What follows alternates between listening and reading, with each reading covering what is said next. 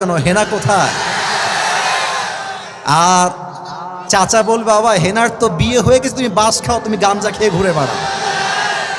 এটা আমি তোমাদেরকে মন প্রাণ থেকে বলছি যুবক ভাইরা, অলওয়েজ মাথায় রাখবা, পুরুষ মানুষ যতদিন টাকা কামাই করতে পারে সবার কাছে প্রিয় থাকে, আর যেই দিন টাকা কামাই বন্ধ হয়ে যায় আপন মানুষগুলো সব পর হয়ে যায়। টাকা কামাই করো হালাল ভাবে, অনেক বেশি ব্যবসা করো, চাকরি করো, উদ্যোগ নাও, প্রতিষ্ঠিত হও জীবনে। যদি মায়ের কাছে সেরা সন্তান হতে চাও, যদি বাবার কাছে সেরা সন্তান হতে চাও, যদি তুমি তোমার স্ত্রীর কাছে সেরা স্বামী হতে চাও, যদি তুমি তোমার সন্তানের কাছে সবচেয়ে প্রিয় বাবা হতে চাও, তুমি যদি বোনের কাছে সবচেয়ে প্রিয় ভাই হতে চাও, টাকা কামাই করা ছাড়া কোনো গতি নাই যুবক ভাইরা। বলো বলো বলো।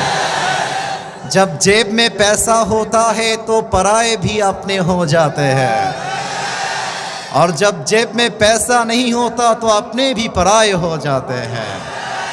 পকেট ভর্তি টাকা থাকলে ভালোবাসার মানুষের কোনো অভাব হয় না বাংলাদেশে, আর পকেট খালি হয়ে গেলে ঘরের আপন বউটাও পর হয়ে যায়।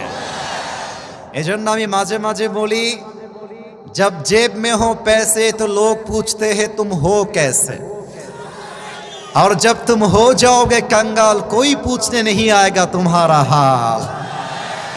पॉकेट भर्ती टाका बोलबे हाउ आर यू, केमन आছেন ভাইয়া আপনি, আর যখন পকেট খালি বলবে হু আর ইউ, তুমি কে, তোমাকে তো চিনতে পারছি না ভাই আমি। এই পুরো দেশটাই হচ্ছে টাকার খেলা। এই টাকার জন্য হাজার হাজার যুবক তার পছন্দের মেয়েকে বাংলাদেশে বিয়ে করতে পারে না, এবং এই টাকার জন্য আমি মেয়েদেরকে অসম্মান করে কথা বলছি না, সব মেয়েকে আমি আসিফ এক পাল্লায় মাপি না। অনেক মেয়ে টাকা দেখলে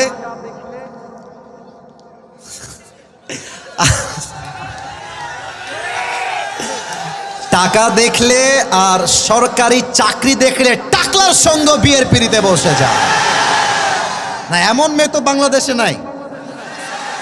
আরে নাই, আরে নাই রে ভাই, থাকলে আল্লাহ হেদায়েত দান করুক, পড়েন সবাই আমিন।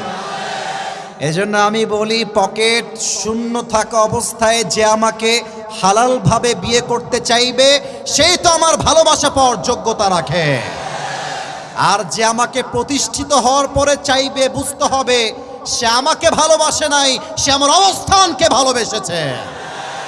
আল্লাহ যুবক ভাই